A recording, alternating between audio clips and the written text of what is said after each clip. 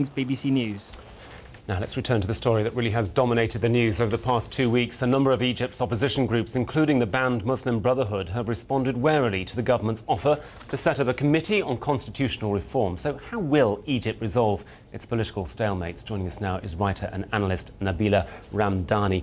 Nabila, can I ask you first, the people that are still in their tens of thousands in Tahrir Square, will they be disappointed that the Muslim Brotherhood and other groups have actually sat down, OK, with a vice president, but it's still Mubarak's government?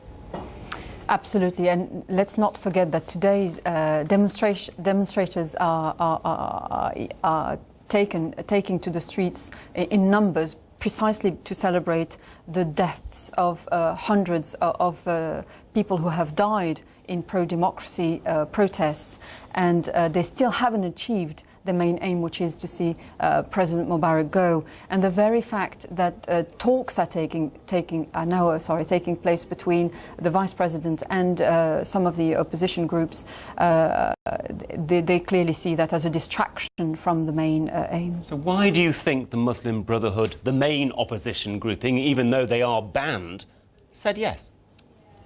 I think it was an opportunity for them to put clearly their demands before engaging further in the democratic process. They want, first of all, to see President Mubarak go.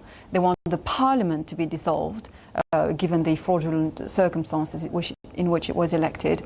They also want to see the people who committed violence and indeed acts of corruption to be put on trial in a fair and transparent manner, and they want to see a lift of the state of emergency before forming or thinking of forming a transitional unity government. Of course, the talks didn't include certain prominent members that seem to be jockeying for position now, looking forward to a new order in Egypt. The most notable may be Mohammed al-Baradei, of course.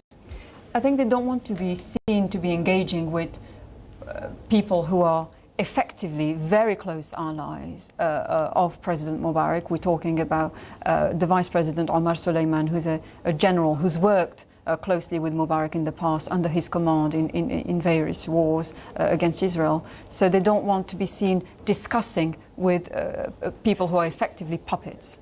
Who are the Muslim Brotherhood? Very briefly, are they a force for democracy, a force for good in Egypt?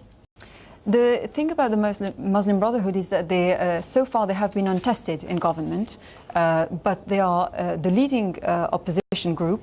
In 2005, they won more than a fifth of the seats in parliament. So they could certainly be a force for maybe getting that sort of figure if there were elections held soon. We have to end it there. Nabila Ramdani, thank you very much indeed. Of course, you can